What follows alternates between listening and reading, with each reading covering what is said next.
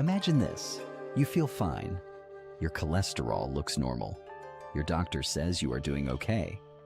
But inside your arteries, something silent may be slowly building. This is what we are going to talk about today. How heart disease really starts, how to detect it early, and why some tests give a false sense of safety. Let's start with something many people hear about, the CAC score, which means coronary artery calcium, and is a scan that looks for calcium in your heart arteries. Calcium shows up when plaque has been there for a long time, so this test measures hardened plaque, but it does not measure soft plaque or early disease. Think of it like this. If plaque is a wound, then calcium is the scar. So when your CAC score is high, it means plaque has been there for years and shows long-term damage. Now, here's the part that surprises many people. If your CAC score is 0, it sounds great and like no disease, but it does not always mean that. Because early plaque is soft and does not show calcium, CAC cannot see it, even though it may already be present. Research has shown that many heart attacks happen in people with low or even 0 CAC scores, with some reports suggesting up to 30% happen in people with little or no calcium. That sounds shocking, but it makes sense because the most dangerous plaque is often soft, and this soft plaque can rupture and form a clot that suddenly blocks the artery. Now let's talk about another test that sees things earlier. This is called CIMT ultrasound, which means carotid intima media thickness, and looks at the carotid arteries in your neck. This test uses ultrasound with no radiation or injections, and it measures the thickness of the artery wall while also detecting early soft plaque. Before plaque becomes hard, the artery wall becomes thicker, and this is one of the earliest signs of disease that can be detected. While we are in the middle of the video, if you think this video is useful, click the like button and subscribe to my channel.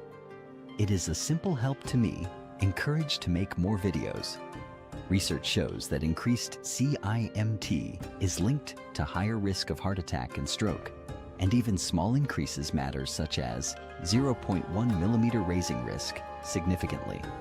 CIMT can also show small plaques forming that are often missed by CAC, so it works as an early warning system, showing something is starting rather than something already finished. Now let's move to a more advanced test. This is called CCTA, or coronary CT angiography, and it is much more detailed. It looks directly at the heart arteries and shows both soft plaque and hard plaque, along with narrowing and blockages. This is why many doctors consider it the gold standard for seeing plaque, because it looks at the whole artery instead of only calcium. Research shows CCTA can detect monogenic calcified plaque that CE completely misses, and in some groups, more than 40% of people with 0 CAC had plaque on CCTA. CCTA can also identify high-risk plaque that is more likely to rupture, which helps doctors decide treatment earlier. But there is a reason it is not recommended for everyone, because it uses more radiation than CAC, often needs contrast dye that can affect kidneys, costs more, and may lead to stress and extra tests. Now let's compare these 3 tests in a simple way. CAC is quick and widely available, and usually costs around $100 to $300, but shows only calcium and misses early soft plaque. CIMT has no radiation and is safe and usually costs around $150 to $400, and it detects early changes and soft plaque, but looks at neck arteries rather than heart arteries directly. CCTA is detailed and shows both soft and hard plaque, and usually costs around $500 to $1,500 or more, but it uses radiation and contrast and is not needed for everyone. So which one is right for you depends on your situation. Where CAC may be enough for low-risk checks, CIMT gives more early insight, and CCTA is more useful for higher risk or symptoms. Now let's talk about something that confuses many people. Why some people with normal cholesterol still develop plaque. cholesterol is only one part of the story, because even if your total cholesterol is normal, other factors like inflammation, high blood sugar, insulin resistance, smoking, stress, and genetics can still cause plaque. Research shows many heart attacks happen in people with average or normal cholesterol levels, with some estimates saying nearly 50% had LDL in the normal range. That means cholesterol alone does not tell the full story, because small dense LDL particles are more dangerous. Inflammation makes arteries more vulnerable, and high sugar damages the artery lining. Now let's look at how we currently assess risk, where doctors use calculators that include age, cholesterol, blood pressure, smoking, and diabetes. These tools are helpful, but they estimate risk and do not see actual disease, which is the key limitation. You can have low calculated risk, but still have plaque, or high calculated risk, but no plaque. And research shows these tools can miss many people who later develop heart disease.